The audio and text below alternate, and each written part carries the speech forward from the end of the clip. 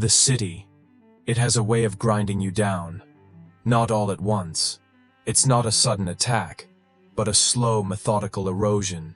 The wail of an ambulance at 3 in the morning eventually just becomes part of your dreams. The neon sign from the bar across the street, blinking on and off, painting ghostly stripes across your bedroom ceiling. And the noise. God, the noise. A constant, chaotic symphony that never ends. The rumble of engines, the shouting matches from the apartment next door, the thumping bass from the club on the ground floor, and the overlapping murmur of a million meaningless conversations.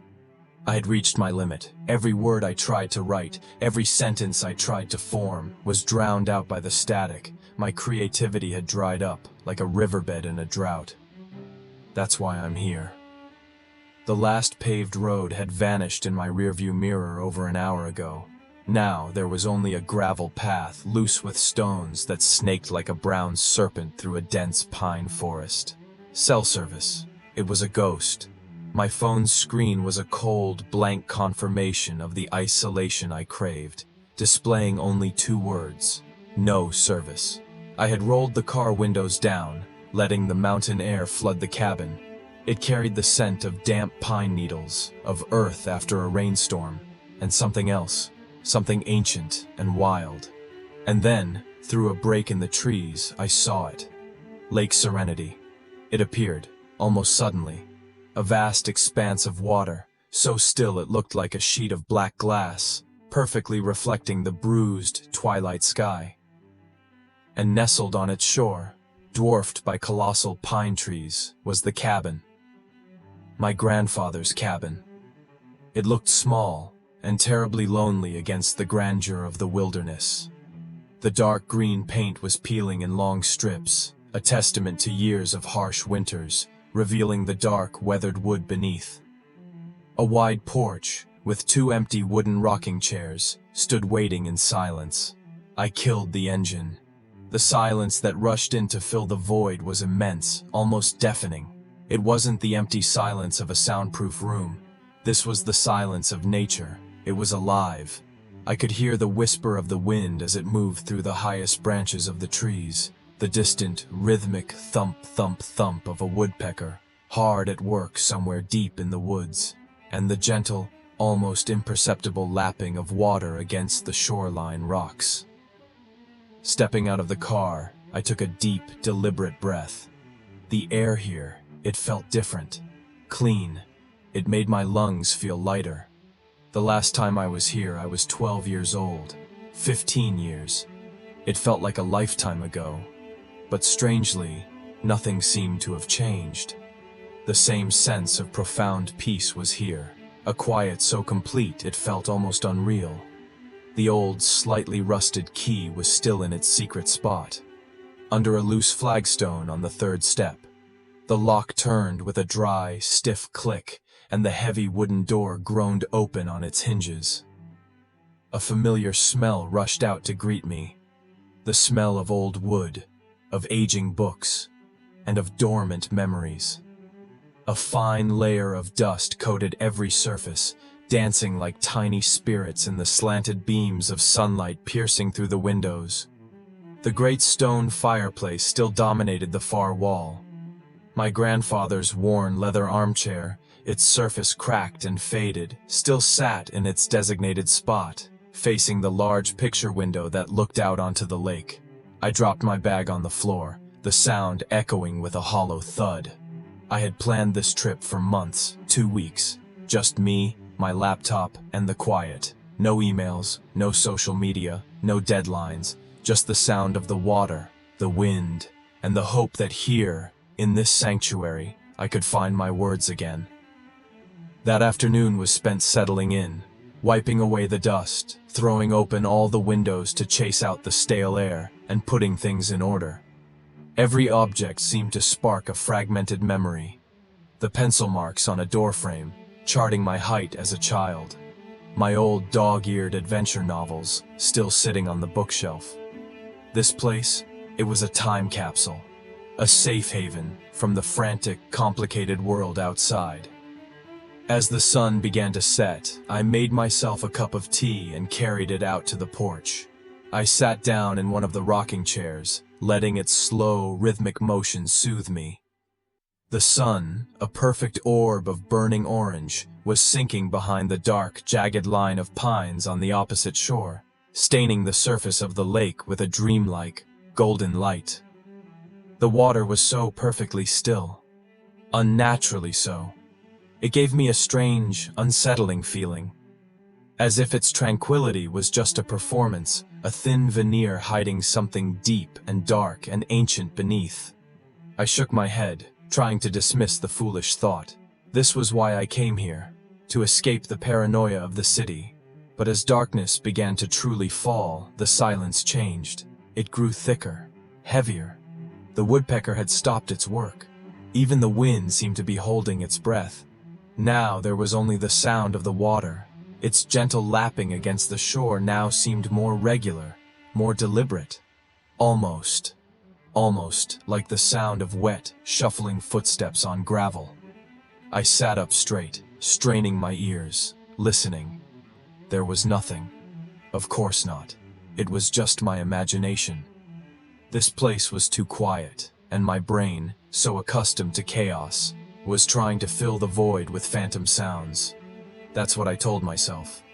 And yet, the feeling, that little prickle of wrongness, refused to go away. It lingered at the edges of my consciousness, like a shadow you can only see from the corner of your eye. I stared out at the darkening expanse of the lake. It looked like a giant, black, unblinking eye, staring right back at me. I knew this lake. Lake Serenity, what an ironic name, had its history. My grandfather used to tell stories around the campfire, stories of boaters who got lost, of dangerous, unseen currents that could pull a swimmer down into the cold, black depths. But those were just stories, weren't they? Ghost stories told to scare a child away from swimming alone, weren't they? That night, I went inside and locked the main door. A city habit. A habit I didn't think I would need here. I sat at the old wooden desk, opened my laptop and stared at the blank white page, but I couldn't write. My gaze kept drifting, again and again, to the window, to the absolute, impenetrable blackness outside, to the silent, watching surface of the lake. The initial feeling of peace, of sanctuary, had already begun to crack. In its place, something else was seeping in, a coldness that had nothing to do with the evening air. It was the chilling, nascent feeling that I was not, in fact, truly alone. Sleep, of course, did not come. How could it? My body was exhausted from the long drive and the day's work, but my mind was a live wire. Every creak of the old cabin, every groan of the floorboards as the house settled in the cooling night air, sent a jolt through my nervous system. I sat there, at that old wooden desk, for what felt like hours. The screen of my laptop glowed, a perfect, mocking white rectangle in the oppressive darkness of the room. The cursor blinked, and blinked, and blinked. A tiny, rhythmic heartbeat in a house that felt suddenly, terribly still. I told myself it was foolish. I was a grown man. I had come here specifically for the solitude, for the silence. And now that I had it, my city-rotted brain was rebelling, manufacturing threats out of shadows, weaving narratives of dread from the simple sounds of an old house in the woods. It's just the quiet, I repeated to myself, a silent mantra. You're not used to it. That's all. The feeling of being watched. It was nothing more than the psychological effect of being surrounded by a vast, indifferent wilderness. The dark trees, the black water. They were not watching me. They were just there. But the argument felt hollow. A lie I was desperately trying to sell myself. Finally, I couldn't take it anymore. The air in the cabin felt thick, suffocating. I needed to move. I needed to prove to myself that everything was normal. I pushed my chair back, the sound scraping loudly in the silence, and walked to the front door. My hand hesitated over the deadbolt. The simple brass knob felt cold, a small metallic anchor to reality. I turned it. The click was sharp, definitive. I pulled the door open and stepped out onto the porch. The night air was cold, colder than I expected. It carried a dampness that seemed to seep right through my sweater, raising goosebumps on my arms. The moon had risen higher now, a sliver of bone-white brilliance in an inky sky, and it cast just enough light to turn the world into shades of silver and black. The lake was a void, a vast, silent mouth that swallowed the moonlight without reflection. I walked over to one of the two rocking chairs, the one on the right. I made a specific note of it. My chair. Its wooden runners were damp with evening dew. I sat down, and the chair let out a low, mournful groan, a sound of protest from wood that had been still for a long, long time. I began to rock. Slowly. Back and forth. Back and forth. The motion was meant to be calming, a nostalgic rhythm from a simpler time. But tonight, it felt different. Each forward rock brought me closer to the edge of the porch, closer to the impenetrable darkness of the lake. Each backward rock felt like a retreat, a small, cowardly withdrawal into the relative safety of the cabin's shadow. The other chair, the one to my left, sat perfectly still, motionless, a silent companion in my vigil. I focused on it for a moment, its dark, solid shape a comforting, inanimate presence. Just a chair. I stayed out there for maybe 10 minutes, maybe 15. I forced myself to breathe, in and out. I listened to the quiet, trying to rebrand it as peaceful, not menacing. I tried to see the beauty in the stark, monochrome landscape, not the threat. And for a moment, it almost worked. My heartbeat began to slow. The knot of anxiety in my stomach loosened, just a fraction. It's okay, I thought. You're just tired. Overwrought. You just need a good night's sleep. Deciding a cup of hot tea was the final step to coaxing my body into slumber. I stood up. I gave one last look at the still lake and the still chair beside mine, and went back inside, closing the heavy door behind me. I didn't lock it this time. It felt like a concession to the fear, and I was determined not to concede. In the small kitchen, I filled the kettle with water from the tap. The sound of the running water was jarring, an intrusion on the night's profound silence. As I waited for it to boil, I leaned against the counter, my eyes drifting around the main room. The moonlight streamed through the large picture window, the one that faced the lake, illuminating a wide patch of the old hardwood floor. Everything was just as I had left it. The armchair, my bag on the floor, my laptop on the desk, still glowing. The kettle whistled, a piercing shriek that made me jump. I quickly poured the steaming water over a tea bag in a thick ceramic mug, the warmth seeping into my cold hands. Cradling it, I walked back toward the front door, intending to finish my tea on the porch, a final act of defiance against my own paranoia. I pulled the door open, and I froze. Something was wrong. It took my brain a second to process what my eyes were seeing. Everything was the same. The cold air, the silver moonlight, the dark lake.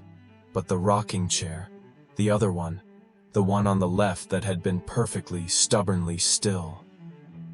It was moving. It wasn't a violent motion. It was a gentle, almost lazy rock. Back and forth, as if someone had just gotten up from it, leaving the last of their momentum to fade away into the night. My first thought was a desperate grasp for logic. The wind. It had to be the wind. A sudden gust must have caught it just right. But there was no wind, not a breath of it. The air was as heavy and motionless as stone. The tall pines that ringed the cabin stood like sentinels, their branches perfectly still. Not a single leaf trembled. My own breath, pluming in the cold air, rose straight up. My heart began to hammer against my ribs, a frantic, trapped bird. I took a hesitant step out onto the porch. The rocking continued, slow, steady, unwavering.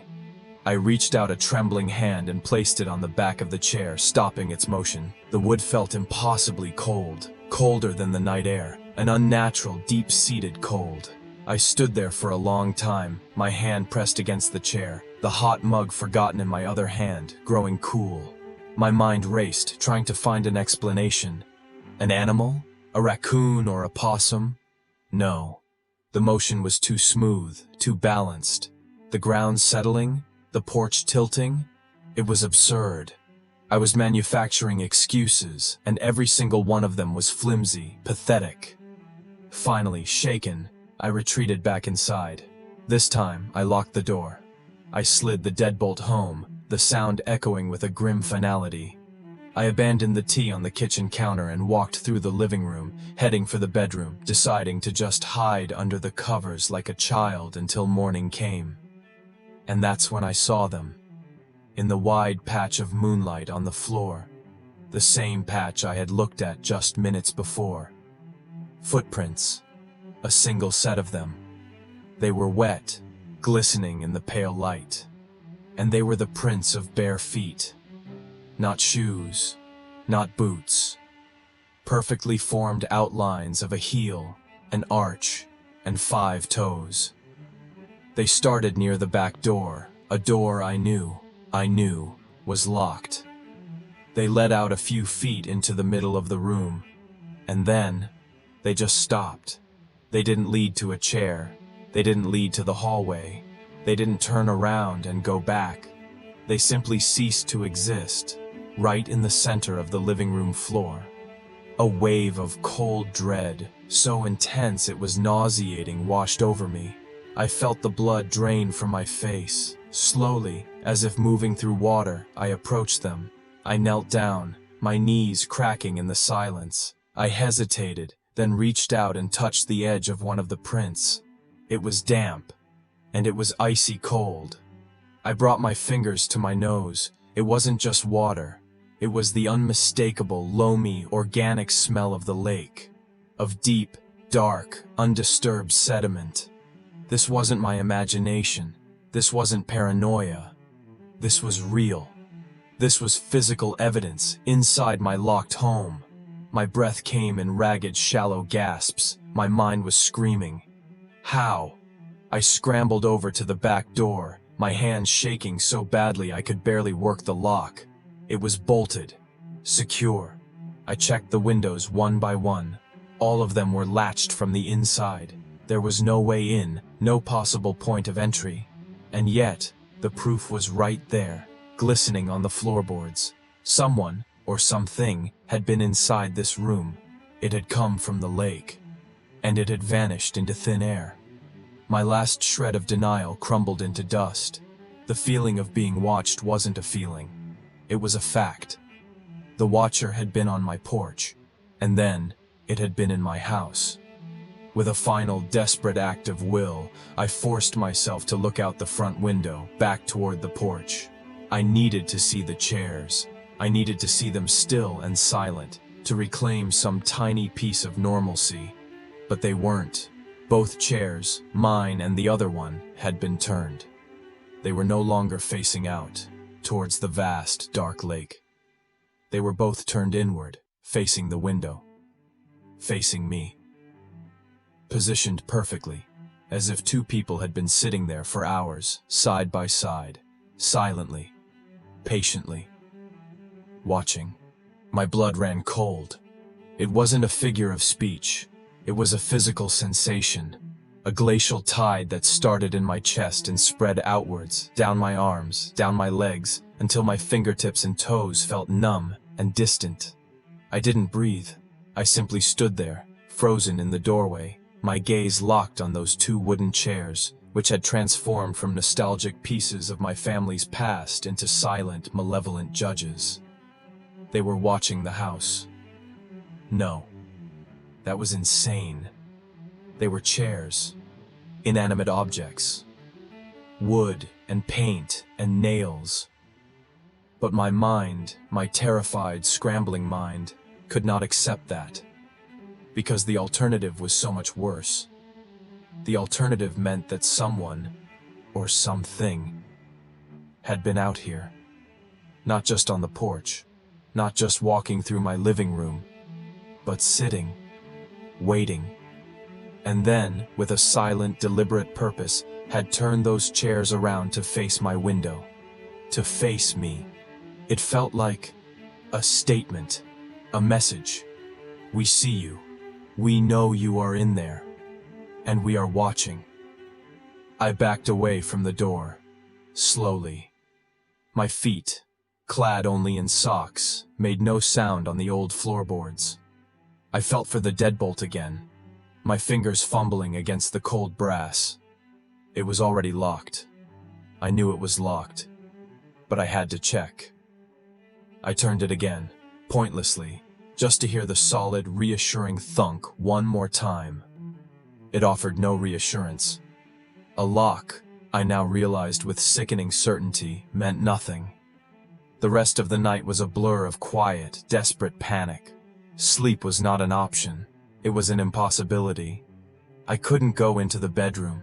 The thought of lying in a bed, in the dark, vulnerable, with only a thin wall separating me from that was unthinkable. So I stayed in the main room. The room with the footprints. I dragged my grandfather's heavy leather armchair away from the window, pulling it into the darkest corner of the room, the one furthest from any glass. And then, I armed myself. It felt ridiculous, theatrical, like a scene from a bad horror movie. But I did it anyway. From the set of fireplace tools, I chose the poker. It was heavy, made of thick, black iron. It felt solid and real and dangerous in my hands. And so I sat, through the long, black hours, in a corner, in the dark, clutching a fire poker, watching the windows, watching the doors, listening. My hearing had become painfully acute. Every sound was magnified, analyzed, dissected. The groan of the refrigerator's compressor kicking on, the sighing of the wind which had finally picked up as it moved through the pines, the frantic, terrified beating of my own heart. I listened for the scrape of a footstep on the porch, the click of a twig snapping in the woods, the gentle, inquisitive turn of a doorknob. But nothing came. The house remained silent. The world outside remained dark. The only thing that moved was time itself, crawling forward with agonizing slowness. And then, finally, came the dawn. It wasn't a glorious, hopeful sunrise. It was a slow, reluctant dilution of the darkness. A gradual shift from impenetrable black to a thin, watery gray. The light felt weak, anemic, as if the sun itself was hesitant to shine on this place. But it was light, nonetheless. And with it came a sliver of courage. The kind of courage that only comes after a long night of terror, the false bravado of survival. I waited until the sun was fully above the tree line, casting long, distorted shadows across the floor. Then, still holding the poker, I forced myself to move. My muscles ached from sitting rigid for so long. My first stop was the living room floor. I went to the spot where the footprints had been, the spot I had stared at obsessively all night. They were gone. The floor was dry, bone dry. There was no glistening dampness, no dark outlines, nothing. It was as if they had never been there at all. For a wild, dizzying moment, I wondered if I had imagined it all. The rocking chair, the wet tracks. Was it possible? Had my sleep-deprived, stressed-out mind simply hallucinated the entire thing? My heart leaped with a desperate, foolish hope. Please, I thought, please let me be crazy. But then, I looked out the front window, and the hope died in my throat. The chairs, they were still there, exactly as I had last seen them, turned, facing the house. Two empty thrones, their positions a stark, undeniable contradiction to my desperate wish for insanity. It had happened. The footprints had been real. They had simply evaporated. My breath hitched. I walked to the door, my knuckles white around the iron poker. I unlocked it and stepped outside into the thin morning light. The air was crisp, and for a moment, the normality of it all, the bird song starting up, the smell of pine, was a soothing balm. I walked to the chairs. I touched them. They were just wood again. Cold from the night, but just wood. With trembling hands, I turned them both back around to face the lake. The simple physical act felt like I was trying to reset reality, to erase the violation of the night before. Then I began my investigation. I started at the front door, and I circled the entire cabin, slowly, methodically. My eyes scanned the ground, the walls, the windows. I was looking for anything: a broken latch, a jimmied window frame, a muddy footprint in the soft earth near the foundation. I found nothing, absolutely nothing. Every window was sealed tight from the inside. Every door was secure. There were no tracks, save for my own. No sign of entry. No sign that anyone, or anything, had been anywhere near the cabin. It was impossible. It defied logic. It defied physics. It was as if a ghost had walked through the walls. A ghost with wet feet. I completed my circle, ending up back on the front porch. I felt defeated, lost. The lack of evidence was somehow more terrifying than finding a broken window. A broken window implied a physical intruder, a person, something that could be understood, fought, or stopped. This was something else, something that didn't play by the rules. The day stretched on before me, a vast, empty expanse of time to be filled with dread. I couldn't stay inside. The cabin no longer felt like a shelter. It felt like a fishbowl, a trap. I decided to walk down to the lake, to the pier. Maybe the open space, the wide sky would help. Maybe feeling the sun on my face would burn away the clinging nocturnal fear. The pier was old, its wooden planks weathered to a silvery gray. It stretched out about 50 feet into the dark water. I walked to the very end of it, the boards groaning softly under my weight. I stood there, looking out over the immense, still body of water. The sun was brighter now, and it glinted off the surface, a million tiny, dazzling diamonds of light. It was beautiful, objectively, breathtakingly beautiful. And yet, I felt no peace. I stood there, and the feeling began to creep back in. It started at the base of my neck, a familiar, prickling sensation, the feeling of being watched. I tried to ignore it. It's just the memory of last night, I told myself. It's an echo. But it wasn't. This was new. It was happening right now. It was a pressure, a tangible, invisible weight. My gaze was drawn, irresistibly, to the far side of the lake.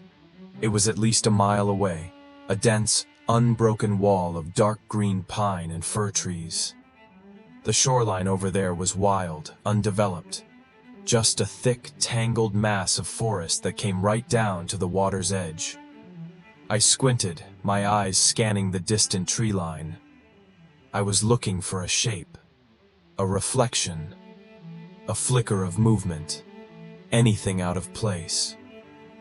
I saw nothing, just the trees, the rocks, the deep shadows between the trunks. But the feeling grew stronger. It intensified, focusing, until it felt like a laser beam being pointed directly at me. It was no longer a vague sense of being observed by the wilderness. This was a specific, intelligent, and focused gaze. A hunter's gaze. It was coming from over there. From somewhere in that dark, silent wall of trees. My heart began to pound, a slow, heavy drumbeat in my chest. I felt exposed, terribly, completely exposed. Standing at the end of this pier, I was a target, a silhouette against the bright water. There was nowhere to hide. The silence of the lake was no longer peaceful. It was complicit. It was the suffocating silence of a room where everyone is holding their breath, waiting for something to happen. The water, the trees, the sky. They all knew I was being watched. They were all part of it. I couldn't prove it. I couldn't see it. But I knew it, with a certainty that went deeper than thought, deeper than logic. It was a primal knowledge. The ancient instinct of prey, suddenly aware of the predator in the tall grass. I stood there for another minute, maybe two, locked in a silent battle with my own terror. My eyes burned from staring, trying to pierce the shadows across the lake, but there was nothing, only the trees, and the unwavering, crushing weight of that invisible gaze. I couldn't take it anymore. I turned and I walked away. Not a run. I refused to run. But my walk was brisk, my shoulders hunched, my back tingling with the horrifying certainty that the moment I turned away, the eyes watching me would not blink. They would just continue to stare. I reached the cabin and fumbled with the door, my hands shaking again. I stepped inside and locked it behind me. I leaned against the door, my forehead pressed against the cool wood, and took deep, shuddering breaths.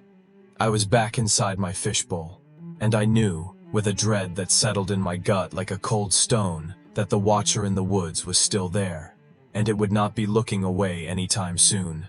The rest of the day was a prison sentence. The sun, which I had hoped would be a source of comfort, became a tormentor. Its slow, deliberate arc across the sky was a clock, ticking down the hours until darkness returned. I didn't dare go back outside. The porch, with its 2 sentinel chairs, felt like hostile territory. The pier was out of the question. So I stayed inside, a self-imposed captive in my own supposed sanctuary. I tried to distract myself. I opened my laptop, forcing my eyes to focus on the blank page. But the words wouldn't come. My mind was a tangled knot of fear and frantic speculation. How could the footprints just disappear? Who or what had the patience to sit on my porch and simply watch? And the gaze from across the lake. It felt so real, so malevolent. I kept replaying it in my mind, the feeling of being pinned down by an unseen eye. My every action was tainted by the fear. When I went to the kitchen for a glass of water, I found myself walking on my tiptoes, as if trying not to alert someone in the next room. I avoided the windows, skirting around them, keeping to the darker parts of the cabin. The house itself had become an adversary. Every shadow was a potential hiding place. Every pane of glass was a vulnerability. I felt a profound and terrible foolishness. I had wanted to escape the city. I had craved solitude. Now solitude was the most terrifying thing I could imagine.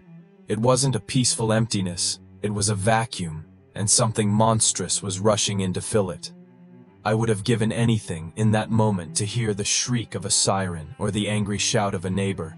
Anything human, anything to break the crushing, watchful silence of the lake.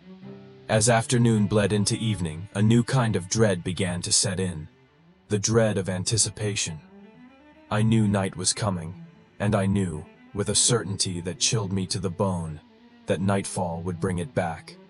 The Watcher. I didn't eat. My stomach was a tight, useless knot. Instead, I prepared. My preparations were meager, almost laughably inadequate, but they were all I had. I checked the lock on every window 3 times. I dragged a heavy wooden chest from the foot of the bed in the master bedroom and wedged it against the front door. I did the same with an old dresser against the back door. The fire poker became a permanent extension of my arm. Then, I waited. I sat, once again, in my grandfather's armchair, which I had left in the corner. I didn't turn on any lights. I had this idea, a desperate, flawed piece of logic, that if the house was dark, it might think I wasn't here. Or maybe that I was asleep, that I was unaware. I sat in the gathering gloom, my world shrinking to the confines of the cabin. My senses stretched to their breaking point. The sunset was beautiful. A spectacular, violent explosion of purples and reds and oranges that set the surface of the lake ablaze. But I found no beauty in it. It was a funeral pyre for the day, a flamboyant, mocking farewell to the safety of the light. And then it was gone. Darkness fell like a switch being flipped, and the silence returned. Thick, heavy, expectant. The moon rose. It was brighter tonight, fuller. It cast a wide, ethereal silver path across the black water of the lake. The world outside the window was stark, clear, and deeply unsettling in its monochrome beauty. I watched that path of light on the water. I couldn't look away. It felt important. It felt like a stage. And that's when I saw it. It wasn't a sudden appearance. It was more like a coalescing, as if the shadows at the water's edge had simply gathered themselves together and formed a shape. At first, I wasn't sure what I was looking at. It was just a patch of darkness that was darker than the others. A vertical disruption in the horizontal line of the shore. I squinted. My heart, which had been beating a steady rhythm of fear, gave a painful, lurching thud, and then began to race. It was a figure. A person. It was standing at the very end of the pier, exactly where I had stood that afternoon, the place where I had felt the weight of that insistent gaze. It was tall, unnaturally tall, it seemed, and thin, a slender, elongated silhouette against the shimmering water. It stood perfectly still, its posture rigid, its head tilted slightly to one side, as if listening, or considering. Its attention, I knew, was fixed entirely on the cabin, on my window, on me. A strangled sound escaped my throat, a dry, rasping gasp. I pressed myself deeper into the armchair, trying to shrink, to become invisible. My knuckles were white where I gripped the iron poker. The metal felt flimsy, useless. What good was a fire poker against a shadow that could walk through walls? I stared, my eyes burning, refusing to blink, terrified that if I did, it would move, or worse, that it would disappear, leaving me to wonder if it had been real at all. But it didn't move. It just stood there, a silent, patient sentinel at the edge of the silver water. It wore the darkness like a cloak. I couldn't make out any features. No face, no clothes, just a shape, a human shape, twisted by the strange geometry of fear. Time seemed to stop. The world was reduced to this single, terrible tableau, me, in my dark corner, and the figure, on its moonlit stage. We were locked in a silent, static confrontation. Then, it moved. It was a small movement. It simply straightened its head, which had been tilted. The motion was slow, deliberate, and filled with a terrifying sense of purpose. It was no longer listening. Now, it was looking, staring directly at me. I felt its gaze, even from that distance. It was the same intense, soul-piercing pressure I had felt earlier, but 1,000 times worse because now it had a source, a physical form. I felt a whimper build in my chest, and I clamped my teeth down hard to stifle it. I couldn't make a sound. I couldn't let it know that I saw it. And then, it began to walk. It moved off the pier, onto the shore, its tall, thin form never wavering. It walked along the water's edge, its pace slow, unhurried, almost casual. It was following the curve of the shoreline, which I knew, with a surge of pure, ice-cold panic, would lead it directly, inevitably, to the small path that led up to the cabin, to my front door. I wanted to run, to scream, to break a window and flee into the woods, but I was paralyzed, pinned in my chair by the sheer, unadulterated terror of the moment. All I could do was watch as the figure continued its slow, inexorable advance. It was no longer a distant threat. It was an approaching one. I finally broke my own rule. I blinked. Just a single involuntary spasm of my eyelids, and when I opened them, the shoreline was empty. It was gone. The space where the figure had been walking was now just space. The moonlight shone on the wet rocks and the dark sand. There was nothing there. It had vanished into the deep shadows at the base of the forest. But I knew it wasn't gone. It hadn't retreated. It had just changed its position. The empty space was not a relief. It was a threat. Because not knowing where it was so much worse than seeing it. It was closer now. somewhere in the darkness between the lake and the cabin, hidden, watching, and waiting. And I was trapped inside, with my useless poker and the terrifying knowledge that it was coming for me. The vanishing act did nothing to calm me. It did the opposite. My terror, which had been a focused, sharp point directed at the figure on the shore, now exploded outwards, becoming a diffuse, suffocating cloud. Where did it go? Was it hiding behind the trees? Was it crouching in the tall grass? Or was it moving faster than I thought possible, already at the house? My ears strained, trying to catch a sound over the frantic drumming of my own blood. A footstep on the gravel path, the rustle of a bush near the porch. Anything. But there was only the vast, deep silence of the night, a silence that now felt charged with a terrible, imminent potential. The seconds stretched into minutes. Each one was an eternity of held breath and clenched muscles. I remained frozen in my armchair, a statue of fear, my eyes darting frantically between the front window and the door. The furniture I had piled up against the doors suddenly seemed pathetic. Childish barricades against a phantom. What good was a dresser against something that could disappear in the blink of an eye? Nothing happened. No knock came. No doorknob rattled. The house remained still. The profound quiet was, in its own way, a form of torture. It was the quiet of a predator that knows it has all the time in the world. The quiet of absolute confidence.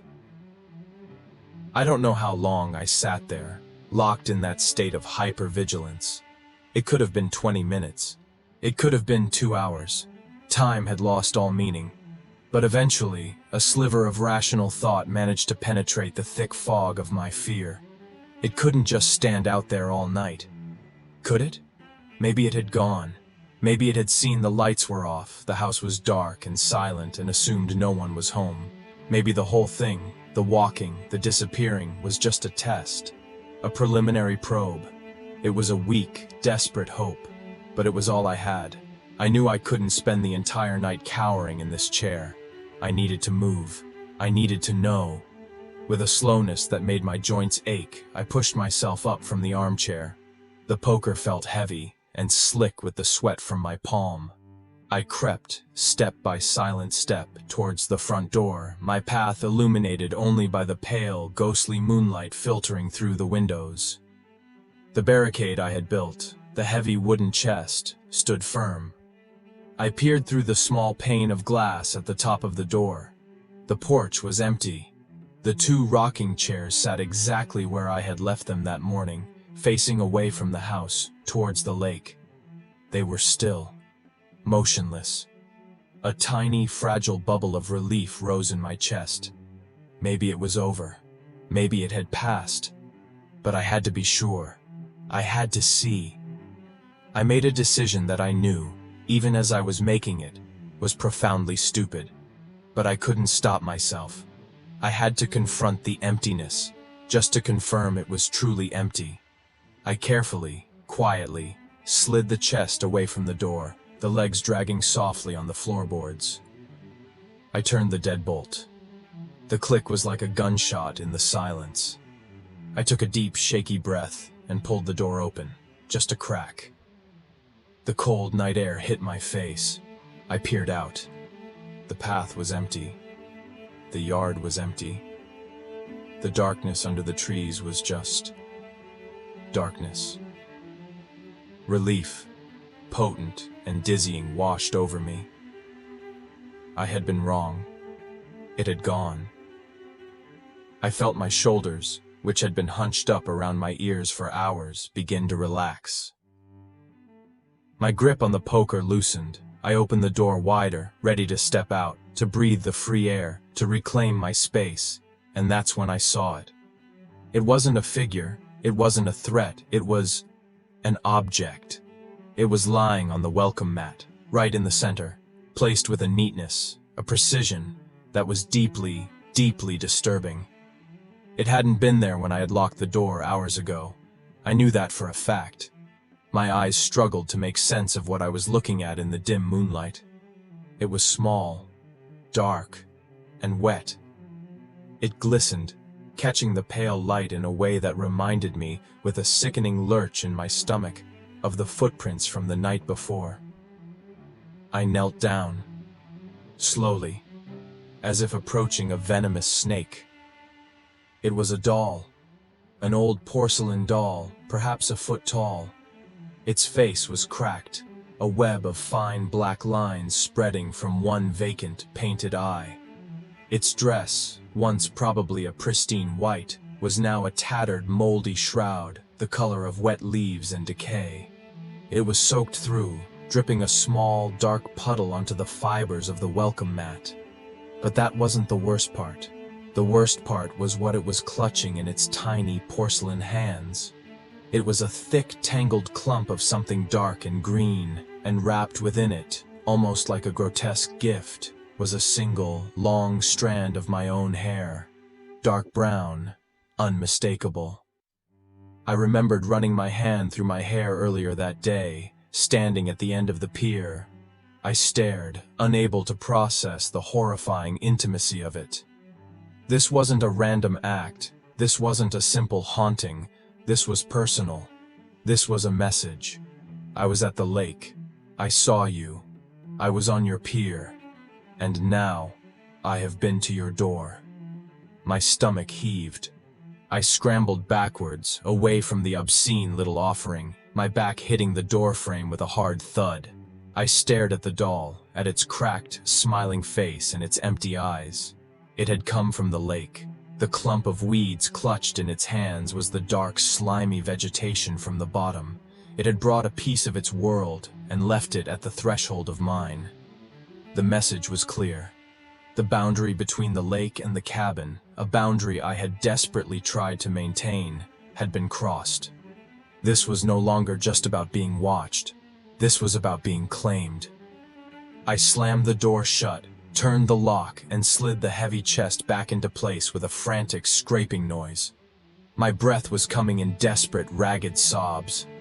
I stumbled back into the darkness of the living room, my eyes still seeing the image of that doll, that offering, burned onto the back of my retinas.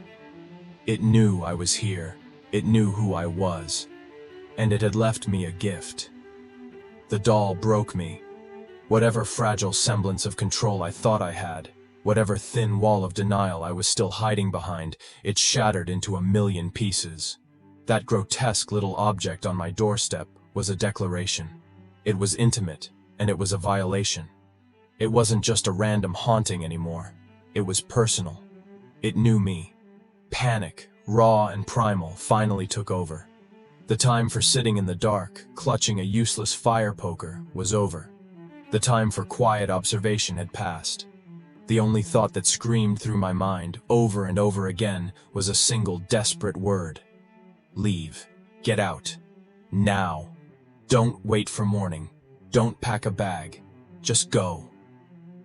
My limbs, which had been frozen with fear just moments before, were now clumsy with adrenaline. I scrambled through the dark cabin, my mind a chaotic whirlwind of action. The car. That was the only way. The long, dark gravel road was my only lifeline back to a world with streetlights, and people, and police. A world where porcelain dolls didn't materialize on your doorstep. I fumbled for my jeans, which I had discarded on the floor hours earlier. My hands shook so violently that it took me 3 tries to find my back pocket. My fingers closed around the familiar cold metal of my car keys. The sensation was a tiny spark of hope in a vast ocean of terror. This was real. Keys. A car. Escape. It was possible. I didn't bother with shoes. I didn't bother with a jacket. I didn't even bother moving the heavy chest I had wedged against the front door, the back door. It was closer to where I'd parked the car.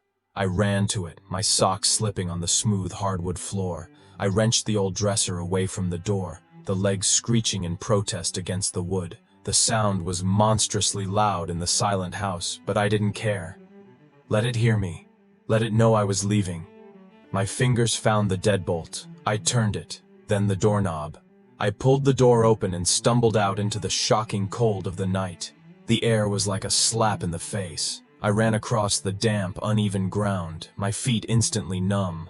The car was a dark, solid shape under the pale moonlight, parked right where I had left it. It looked like a rescue vessel, a chariot, my salvation. I jabbed the key at the lock, my trembling hand missing the keyhole twice before it finally slid home. I yanked the door open, threw myself into the driver's seat and slammed the door shut. The sound was a solid, reassuring thud. For a glorious, fleeting second, I felt safe. I was inside a bubble of steel and glass, a machine that could carry me away from this nightmare. I shoved the key into the ignition. My heart was a wild drum solo against my ribs. Please, I begged, a silent prayer to any god that might be listening.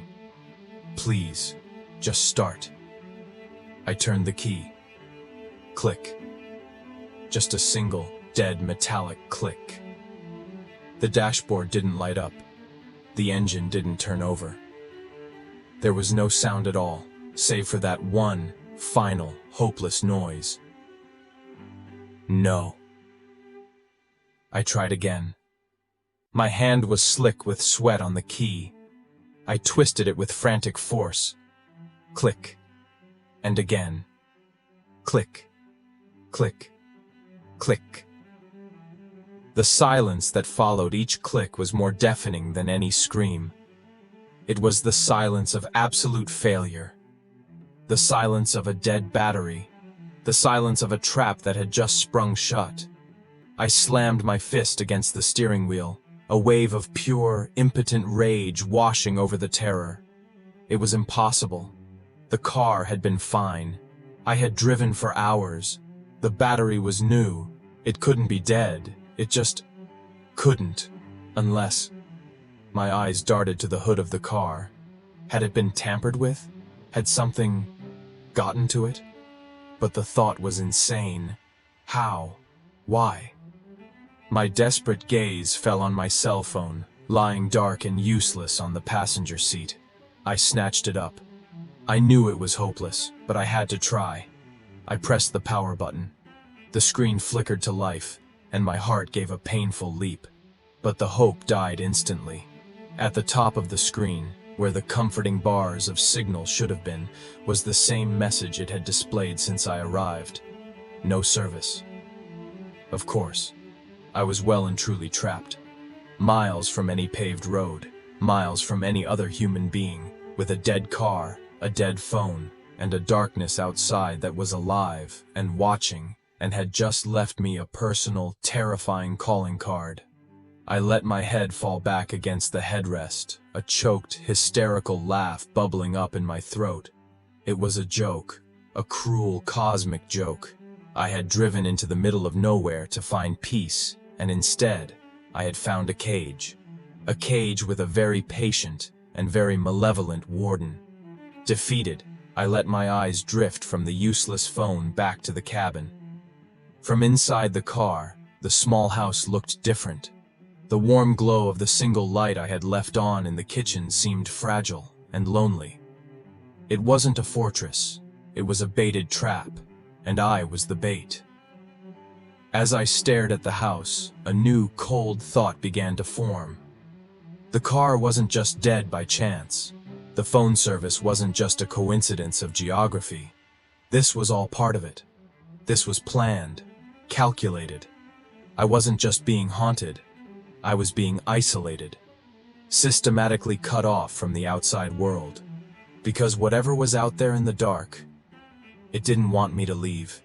It wanted me to stay. It wanted me here, with it.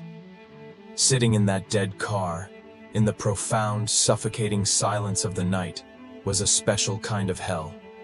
The initial wave of frantic, adrenaline-fueled panic began to subside, replaced by something far worse.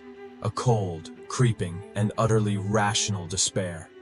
Every avenue of escape had been systematically sealed off. The car was a metal coffin. The phone was a useless brick of glass and plastic. The long, dark road leading away from the lake was an impossible dream. There was nowhere to go. Nowhere, except back inside. The thought filled me with a dread so profound it was physically sickening.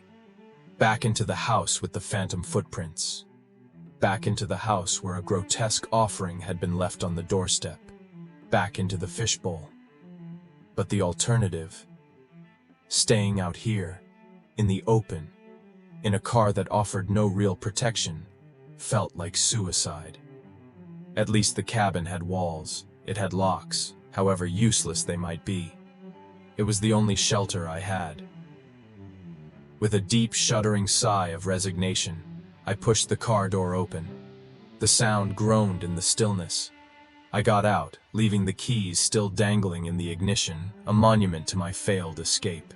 The walk back to the cabin was the longest walk of my life. Every step felt heavy, reluctant. The damp ground seemed to suck at my bare feet. I felt 1,000 unseen eyes on my back, watching me from the impenetrable darkness of the woods. I could feel its amusement, its satisfaction. The prey was returning to the trap of its own accord. I didn't bother using the back door again. I walked around to the front, my eyes fixed on the welcome mat. The doll was gone. The space where it had been was empty. The dark, wet stain it had left behind was also gone, as if it had been wiped clean. Or as if, like the footprints, it had simply evaporated. This new mystery offered no comfort. It only deepened the sense of unreality, the feeling that I was trapped in a nightmare that rewrote its own rules as it went along. I went inside, locking the door and sliding the heavy chest back into place. My pathetic little barricade. It felt more symbolic than practical now, an act of ritual defiance. I retrieved the fire poker, its cold, heavy weight a small familiar comfort in my hand. And then, the waiting began again. But this time, it was different. Before, I had been waiting for something to happen. Now, I was waiting for the inevitable. The fear was no longer a sharp, frantic thing. It had settled into a low, constant, grinding dread, a certainty. It wasn't a question of if it would come back. It was only a question of when and how. I didn't sit in the armchair. I couldn't stay still. I began to pace, a slow, caged walk from one end of the main room to the other, from the stone fireplace to the kitchen doorway and back again, a tiger in a cage too small. The floorboards groaned under my weight, each sound an announcement of my presence, my anxiety. The moon climbed higher in the sky, its light shifting as it moved across the heavens. The patch of silver on the living room floor crept slowly, like a celestial sundial marking the agonizing passage of time. My senses were on fire.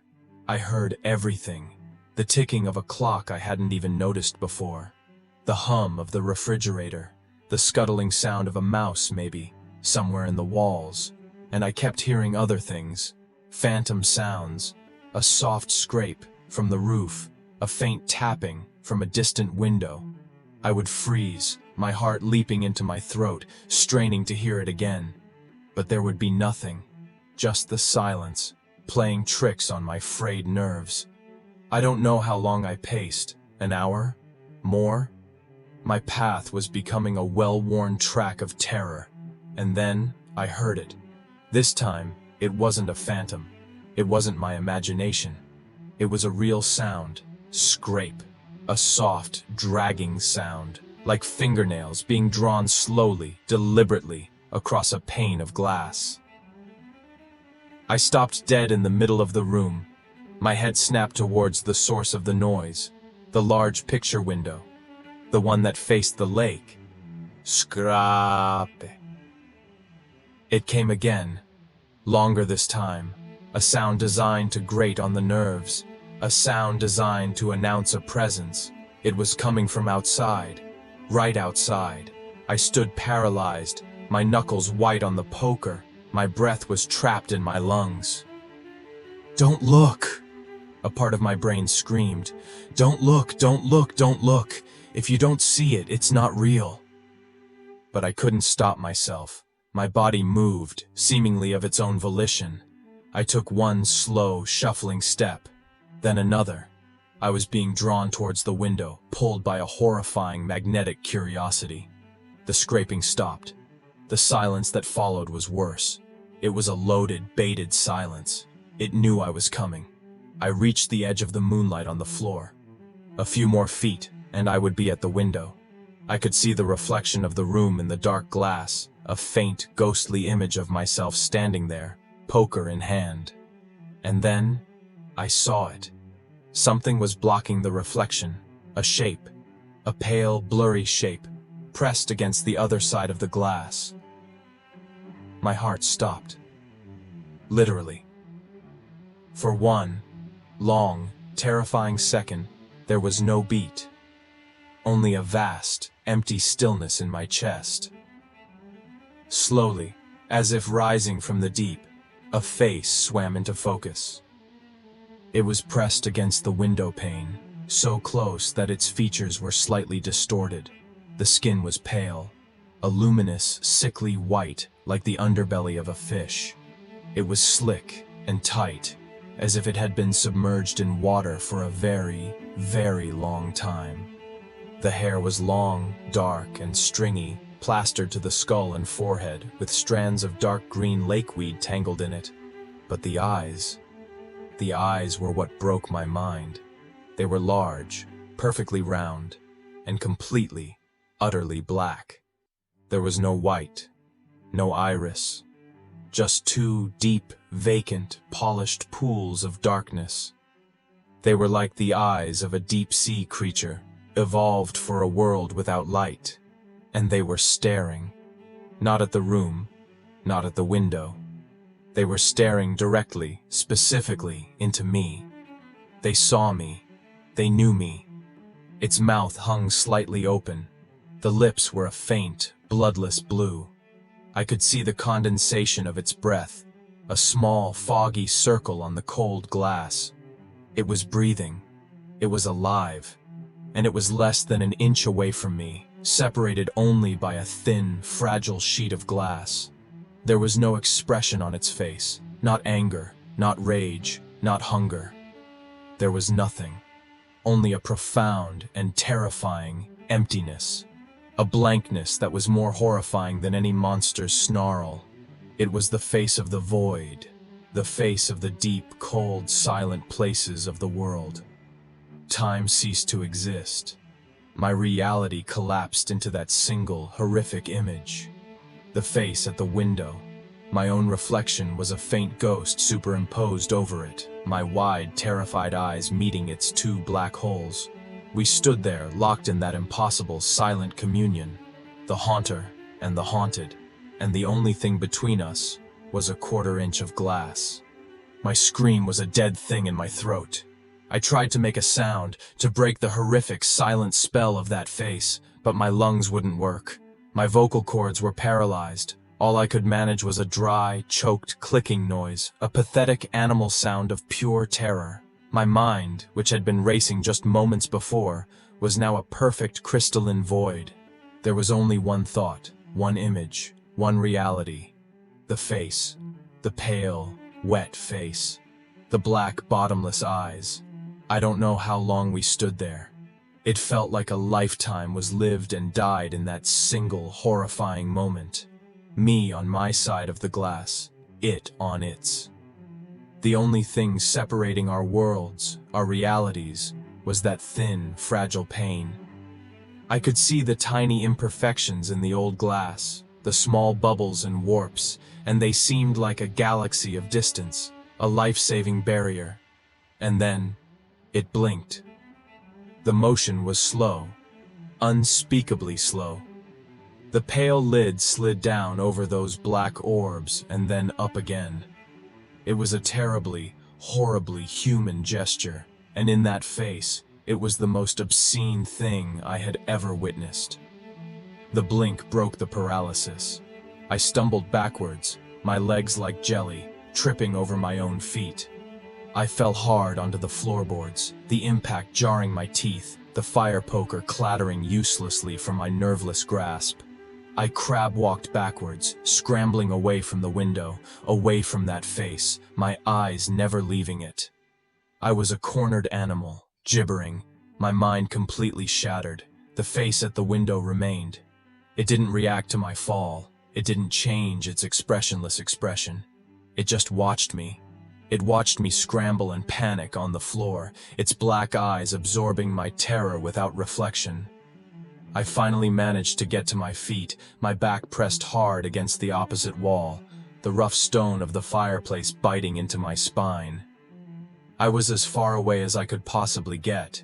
My chest was heaving, my breaths coming in ragged, painful sobs. And then, a new sound began. Click. It was a small, sharp sound. It came from the front door. I tore my eyes away from the window and stared at the door. Click. Click. Rattle. The doorknob. The old brass doorknob on the front door was turning. Slowly. First to the right, as far as it would go. It met the resistance of the lock with a soft thud. Then, it turned slowly to the left. Again, it stopped. The motion wasn't frantic. It wasn't violent. It was slow, patient, inquisitive. Like a child trying to figure out a puzzle box. My heart, which was already hammering, found a new, frantic rhythm. The face was at the window, but something else, was at the door. Or was it moving? So fast, so silently. My mind couldn't comprehend it. The rattling stopped. A profound silence fell over the house again. I stood, pressed against the stone, my entire body trembling, every nerve ending screaming. I listened, waiting. What now? Knock, knock, knock. The sound was not loud. It was soft, almost polite. 3 distinct, measured knocks on the solid wood of the front door. It was the sound of a neighbor coming to borrow a cup of sugar. A visitor. The civility of it, coming after that monstrous face, that methodical testing of the lock, was somehow the most terrifying thing yet. It was a performance, a mockery. It was playing with me. I squeezed my eyes shut. "Go away," I chanted in my head, a frantic, useless prayer. "Please, just go away." The knocking did not come again. Instead, a new sound started, from a new location. Tap, tap, tap. It was coming from the side of the house, from one of the smaller windows in the kitchen. A light, delicate, rhythmic tapping, like a bird's beak against the glass. My head whipped around towards the kitchen doorway. It knew I was in here. It knew I was listening. It was moving, circling the cabin. A predator, circling its prey, looking for a weak point, probing, testing, first the doorknob, then the door itself. Now, the kitchen window. I imagined that pale, wet face appearing in the kitchen window now, then the small window in the bathroom, then the bedroom windows, one by one. A patient, relentless circuit. The tapping stopped, and the silence returned, heavier and more menacing than before. This was a thinking, intelligent malevolence. It was learning the layout of the house. It was learning my prison. My eyes darted back to the large picture window. The face was gone. The window was now just a black, empty square, reflecting the faint moonlight. But its absence brought no relief. It was like the moment the shark disappears beneath the water. You know it's still there, close, and now you don't know where it will strike next. I stood there, in the center of the room, turning slowly, trying to watch every possible point of entry at once. The front door, the back door, the windows. I felt like I was at the center of a closing circle. The walls of the cabin were no longer a shelter. They were just the boundary of the playing field. And then, I heard the sound I had been dreading most of all. It wasn't a scrape. It wasn't a knock. It wasn't a tap. It was a sound from below me. A faint but unmistakable groaning noise. The sound of old, damp wood, shifting under a heavy weight. It was coming from the cellar. There was a door to the cellar in the kitchen. An old wooden door, usually covered by a rug. A door I hadn't even thought to check. A door I had completely and utterly forgotten about. The groaning came again, louder this time, followed by a new sound. A wet, dragging, shuffling noise. It had found a way in. No, it hadn't found a way in. It had known the way in. It was inside the house. The sound from below changed everything. It was no longer a matter of locks and windows. It was no longer a siege. The fortress had been breached. The enemy was inside the walls. My blood, which had run cold with terror, now felt like it had turned to ice. The shuffling, dragging sound from the cellar. It was the sound of my own death, approaching. The cellar door was in the kitchen, just a room away. The sound was slow, but it was steady, and it was coming up. For a moment I was completely paralyzed. My mind simply refused to accept this new, catastrophic reality. It couldn't be inside. It couldn't. But the sound was undeniable. A wet, heavy friction. The sound of something sodden and heavy pulling itself up the old wooden steps. The thought of that pale, waterlogged face, those black, empty eyes appearing in the kitchen doorway. It was a thought that threatened to shatter the last fragile remnants of my sanity. And in that moment, something inside me broke. The part of my brain that was capable of fear, of paralysis, of rational thought, simply snapped. It was replaced by something else. Something older. The pure, unthinking animal instinct to survive. Run. The word was a silent explosion in my mind. It was no longer a desire. It was a command, a biological imperative. I didn't think. I didn't plan. I just moved. I turned away from the kitchen, away from the sound of approaching doom, and sprinted towards the other side of the cabin, towards the master bedroom. My bare feet slapped against the cold floorboards. I was no longer trying to be quiet. Let it hear me. Let it know I was running. Maybe it would give me a few extra seconds. I burst into the bedroom. The room was dark, illuminated only by the faint moonlight coming through its single large window. The window, my only hope. My mind was working with a strange, frantic clarity now. The front door was blocked. The back door was too close to the kitchen. But this window was a chance. I didn't waste time trying to fumble with the old, painted shut latch. It wouldn't have mattered anyway. I needed out, now. I looked around the room, my eyes wild, searching for a weapon, not for a fight, for a tool. My gaze landed on a small, sturdy-looking wooden chair that sat in the corner by a vanity table. I grabbed it. It was heavier than it looked. I didn't hesitate. I raised it high above my head, my muscles screaming with the effort, and with a guttural roar that was torn from the very depths of my soul, I hurled it at the window. The sound was apocalyptic, a deafening, explosive crash of shattering glass that seemed to shake the entire cabin. It was the most beautiful sound I had ever heard. It was the sound of freedom. Cold night air rushed into the room, carrying the scent of pine and damp earth. I didn't wait for the glass to stop falling. I scrambled onto the low windowsill, not caring about the jagged shards that remained in the frame. I felt a sharp, searing pain in my hand, and another in my leg, as the glass sliced into my skin. I didn't care. Pain was irrelevant. Pain meant I was still alive.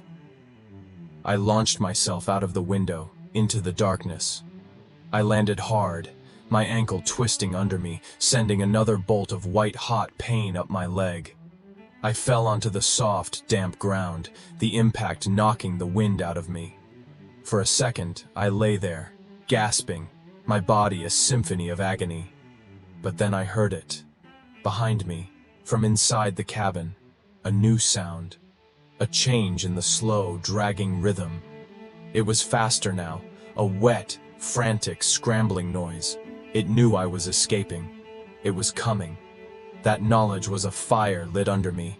I ignored the pain. I ignored my screaming ankle. I pushed myself up onto my hands and knees, and then, shakily, to my feet. And I ran.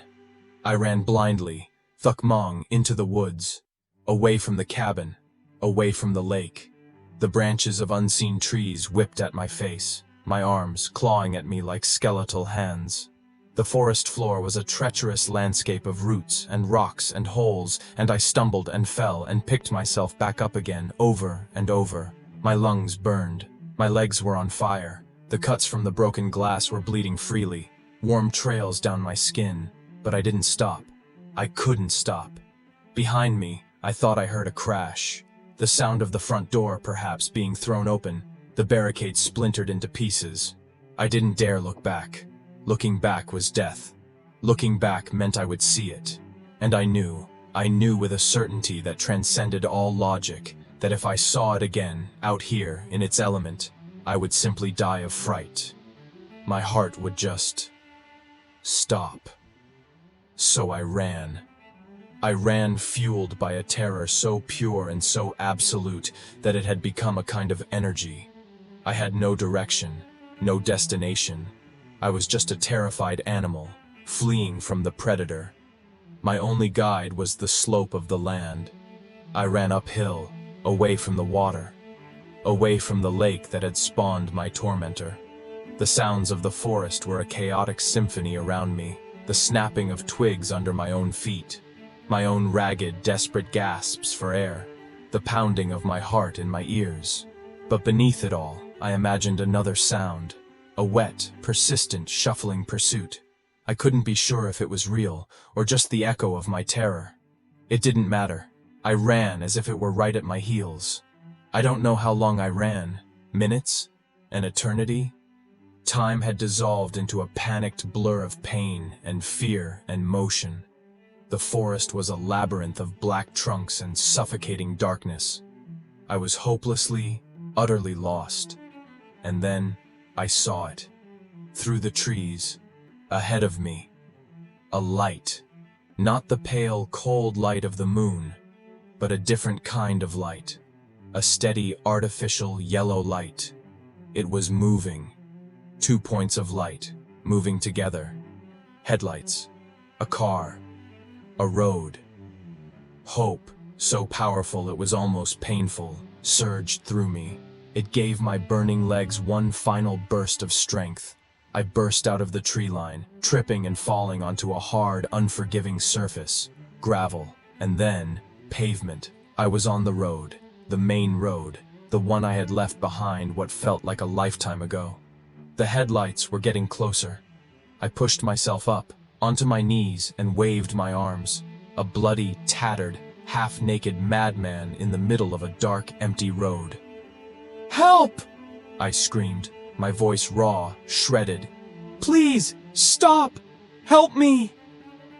The car began to slow, and as its headlights washed over me, illuminating my pathetic, terrified form, I finally dared to glance back, one last time, at the black, silent wall of trees from which I had just emerged. I saw nothing, only the dark woods, only the night. But I knew.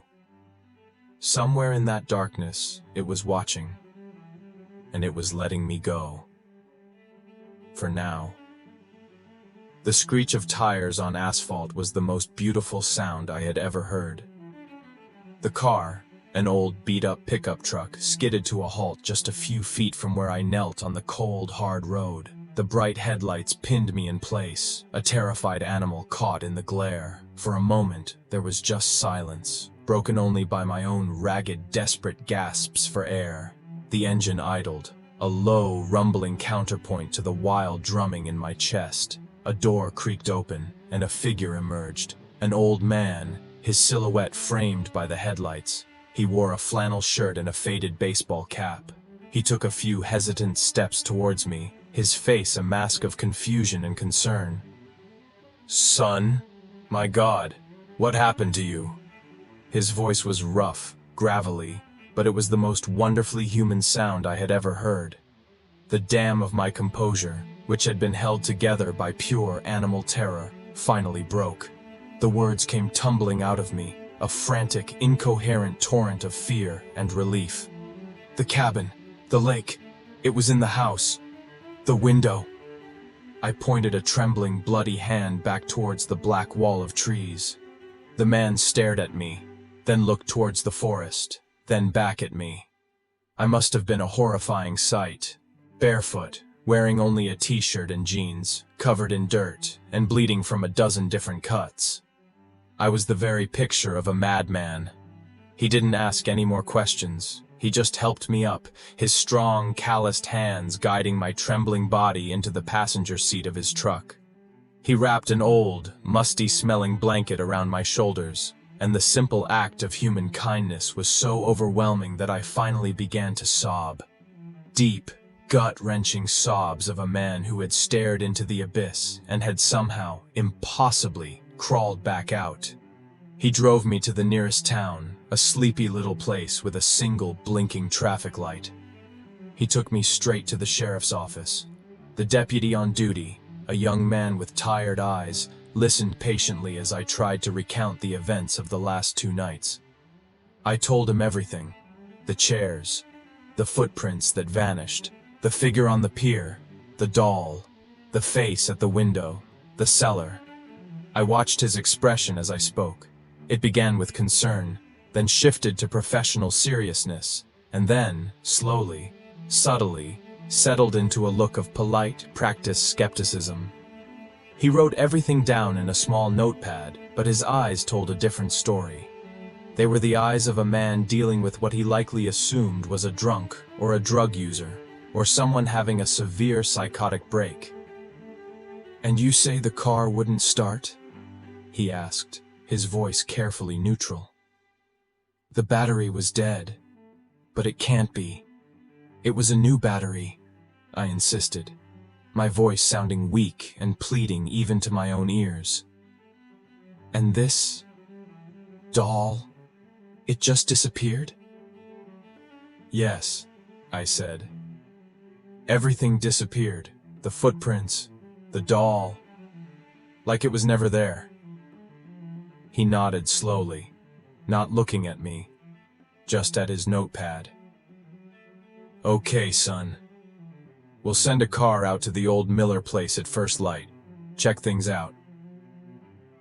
The old Miller place. He knew the cabin. Of course he did. In a town this small, everyone knew everything.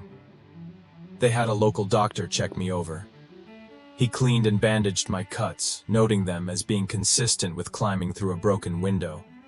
He offered me a sedative, which I refused. The thought of sleeping, of willingly surrendering my consciousness, was horrifying. I didn't think I would ever be able to sleep again. The next morning, the deputy called me at the small motel where I had spent the rest of the night sitting on the edge of the bed, watching the sun rise. "Well, we checked out the cabin," he said, his voice flat. "Car started right up, first try." I felt a cold knot form in my stomach. "What? No, that's impossible." "And my officer did a full sweep of the property," he continued, ignoring my protest. "No signs of forced entry, aside from the bedroom window you broke. No tracks, other than your own leading into the woods. The back door was unlocked, but no damage. We found the fireplace poker on the floor. Everything else was normal." "The cellar," I croaked. "Did you check the cellar?"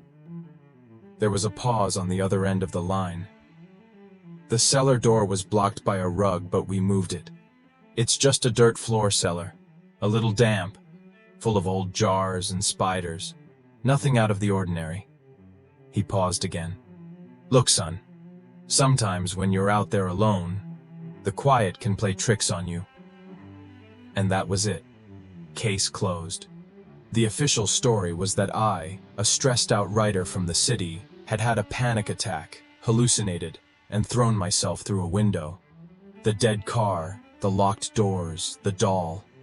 They were all just figments of my overwrought imagination.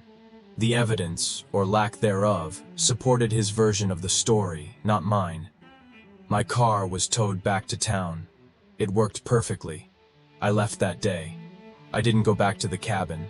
I left my laptop, my clothes, my books, all of it. They were tainted. part of the nightmare. I just got in my car and I drove. I didn't stop driving until the mountains and the pine trees were a distant memory in my rearview mirror. It's been 5 years since that night. I live in a different city now, a bigger one. I live on the 7th floor of an apartment building. I like the noise. I need the noise. The constant, chaotic symphony of humanity is a shield, a wall of sound that keeps the silence at bay. I never finished my book. I don't write much anymore. The words are gone. It, whatever it was, took them. But the fear never left. It's a part of me now. It's a low, constant hum beneath the surface of my life. Sometimes, it gets louder. On rainy nights, I find myself checking the locks on my windows over and over. I have a deep, irrational fear of still water. I can't look at lakes or ponds or even swimming pools at night. When I see one, I feel that old, familiar pressure at the base of my neck, the weight of a gaze. The doctors gave it a name: PTSD, acute anxiety. They gave me pills, which I take. They help to dull the edges, but they don't erase the memory. They can't erase the memory of that pale, wet face. Those two, black, endless eyes. Sometimes, late at night, when the city finally quiets down, I'll catch my own reflection in the dark glass of my apartment window, and for a terrifying, heart-stopping split second, I'll see another face superimposed over mine. A pale face, with lips the color of a bruise, and dark, stringy hair tangled with lakeweed. It's never really there, of course. It's just a trick of the light. A phantom of a traumatized mind. At least, that's what I tell myself. But I never go back to the lake. And I know, deep in a part of my soul that no therapy can ever reach, that the thing that lives in the cold, black water of Lake Serenity is still there. And it remembers me. And sometimes, I fear, it is still waiting,